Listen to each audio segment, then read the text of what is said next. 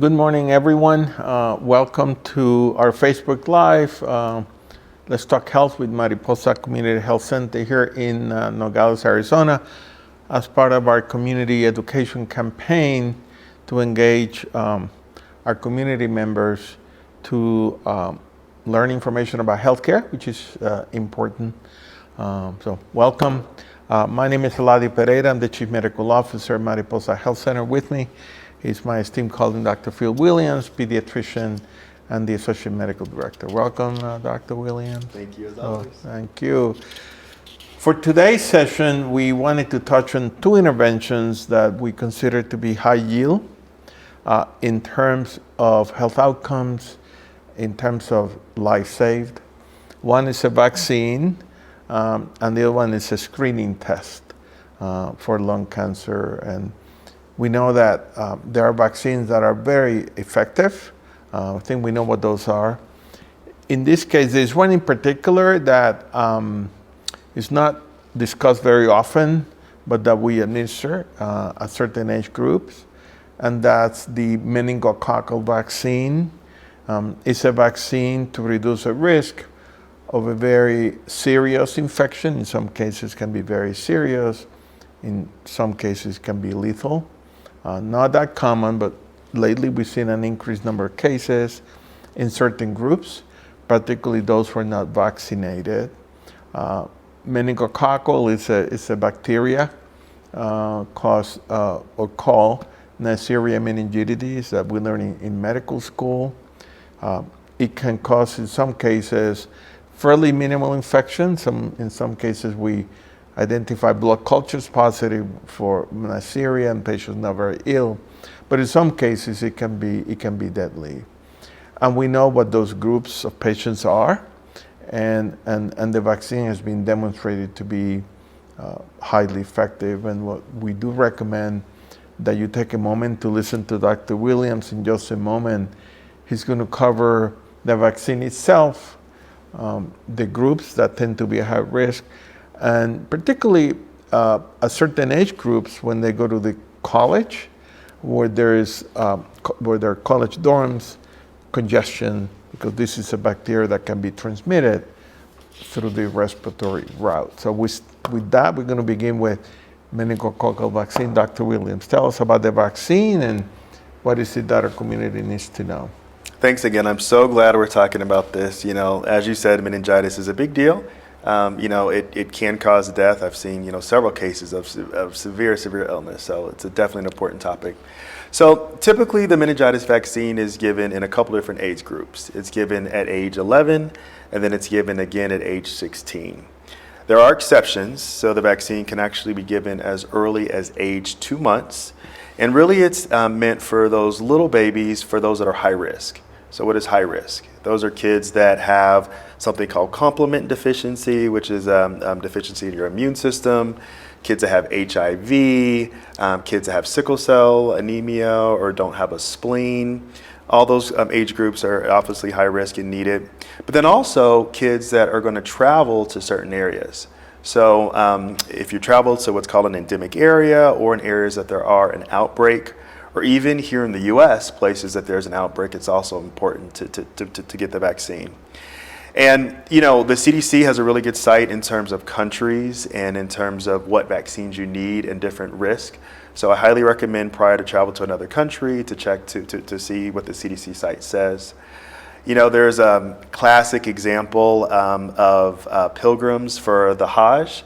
The Hajj, as you know, to Mecca for those that practice Islam, and there's been a few cases of extensive spread because meningitis is spread more easily in kind of those tight knit and close communities.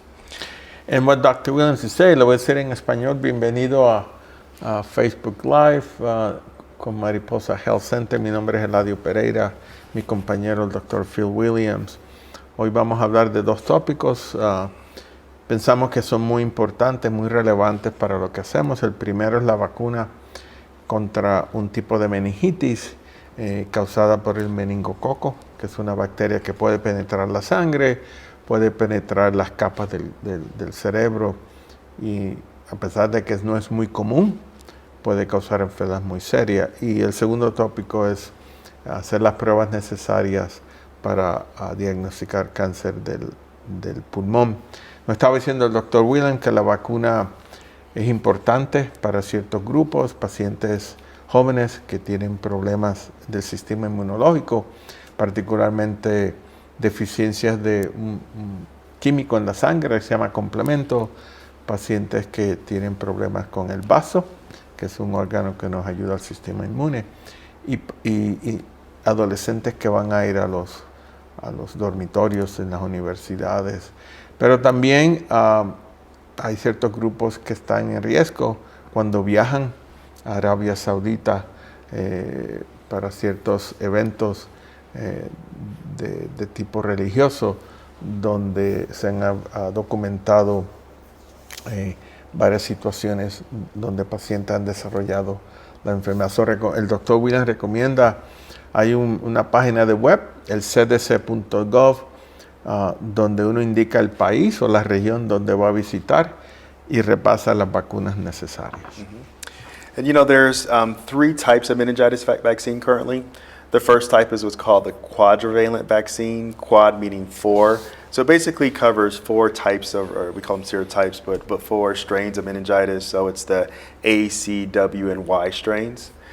So that is the one that's typically given at age 11, and then a booster again at age 16, and again can be given in kids as early as babies. The second type is something called the MenB vaccine that is specifically targeted at what we call the B serotype, which is actually a big deal. You know, even though it's rare, you know, if you do have disease, then a lot of disease is caused by that B serotype. And that is typically given at age 16, usually typically between 16 to 18.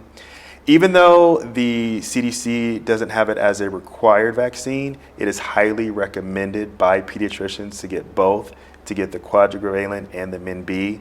The reason is of course that, you know, especially before going away to college, moving to a dorm, you're in tight quarters.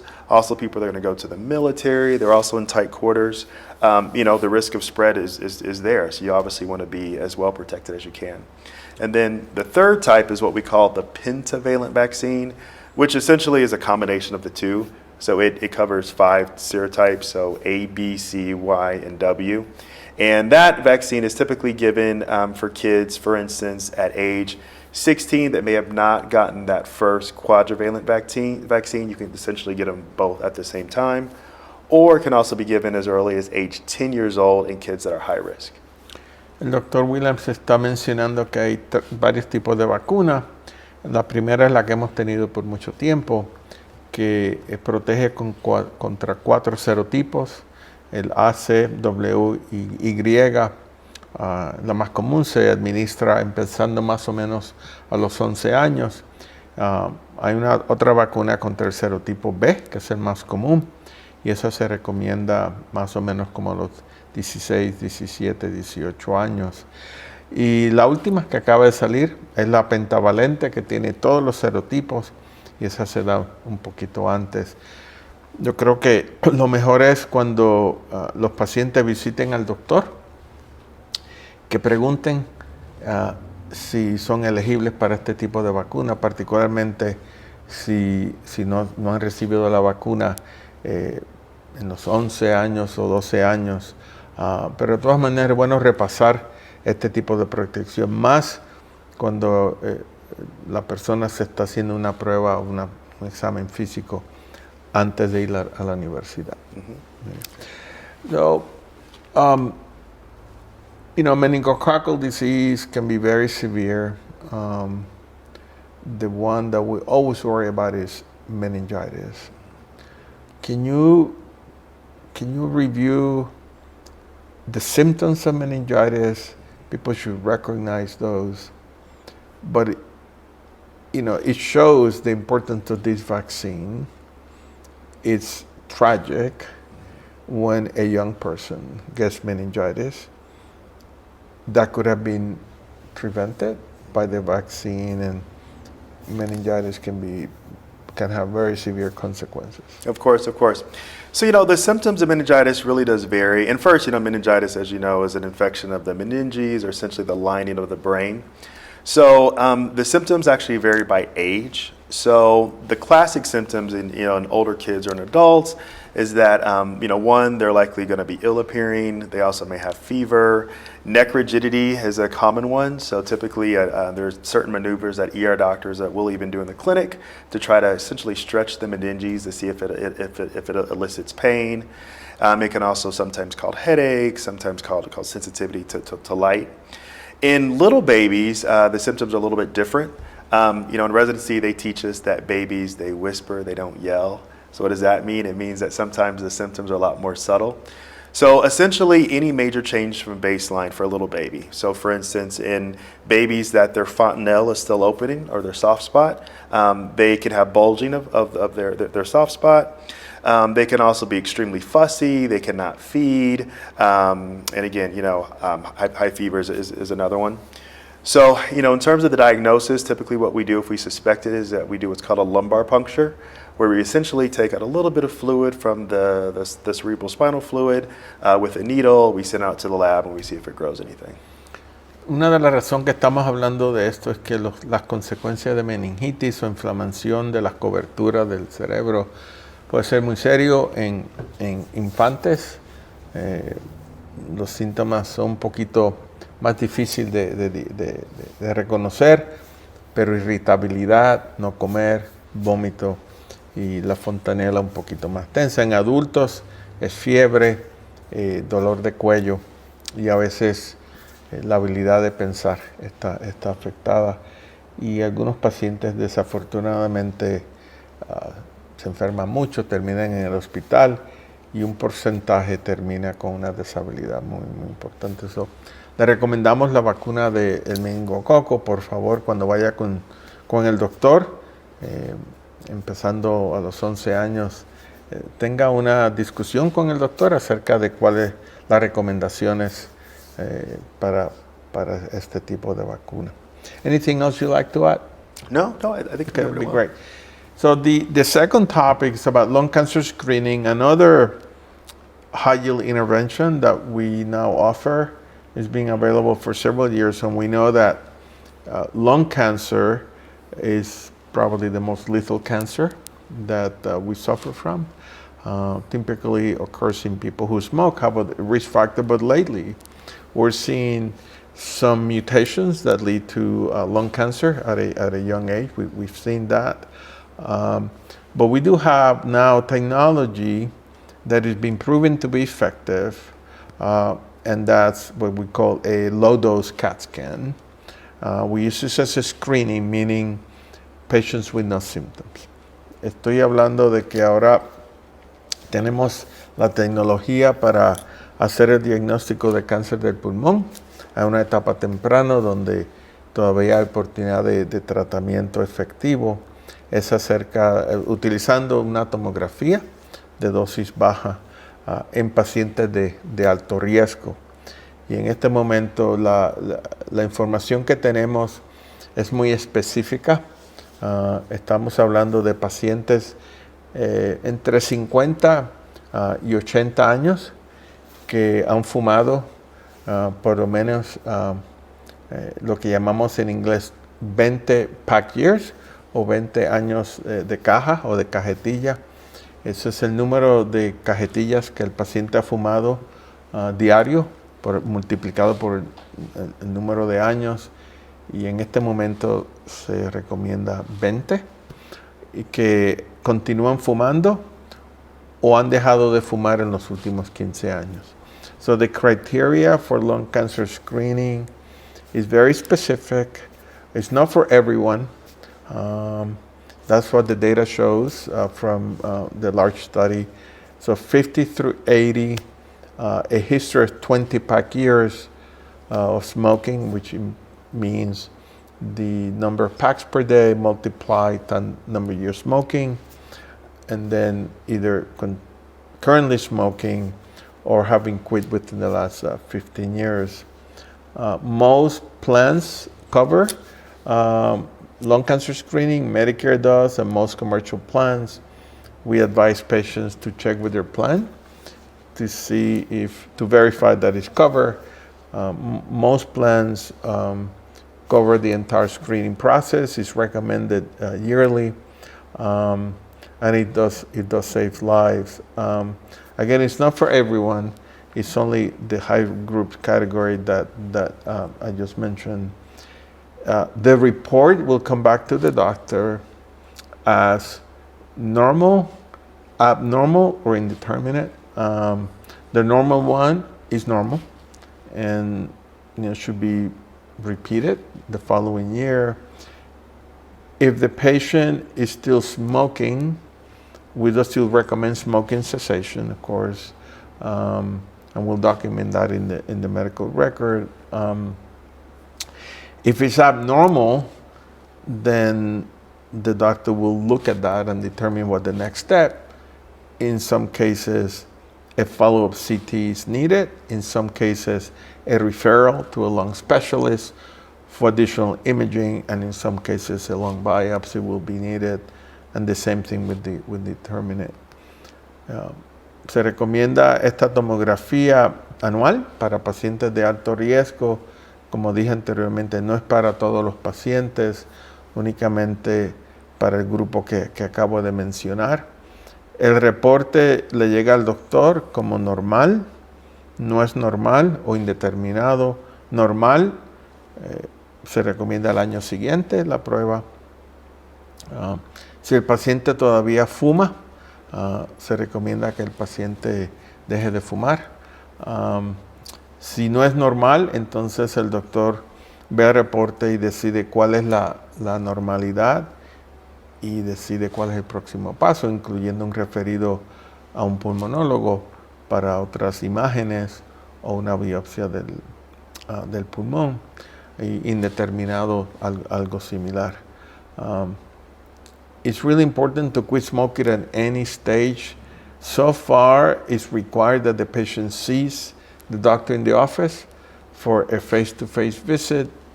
The doctor would review the criteria based on the age, the smoking history, and the smoking history, of course.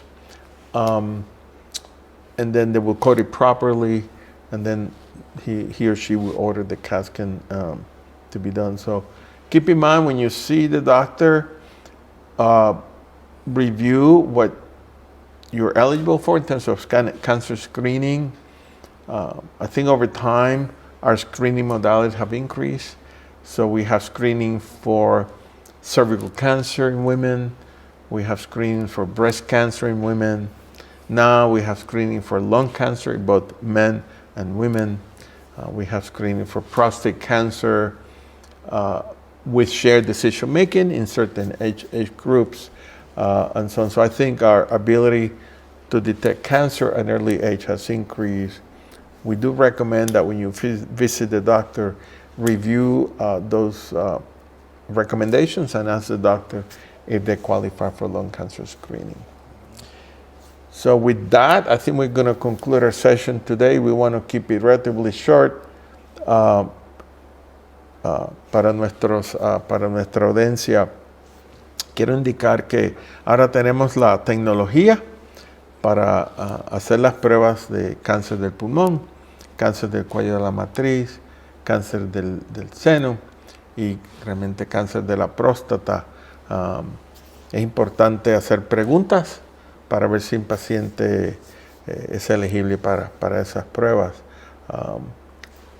La meta de nosotros es detectar cáncer en una etapa temprana donde el tratamiento es efectivo y el paciente puede vivir una vida relativamente normal. So, por favor, cuando vayan con el doctor, vayan con su listita acerca de los tipos de cánceres que pueden hacer. Y claro, no mencioné, porque es muy común, la prueba del cáncer del colorectal a través de varias modalidades, incluyendo colonoscopía, la prueba del DNA, que es el Cologuard, o la prueba de sangre oculta. With that, I think we're going to end our session today. Thank you, Dr. William. Thank you, Edgardo Marco, for making this possible. Con esos comentarios vamos a terminar la producción del día de hoy. Muchas gracias por escucharnos. Muchas gracias por apoyarnos. Y nos vemos la próxima vez. We'll see you the next time. Thank you.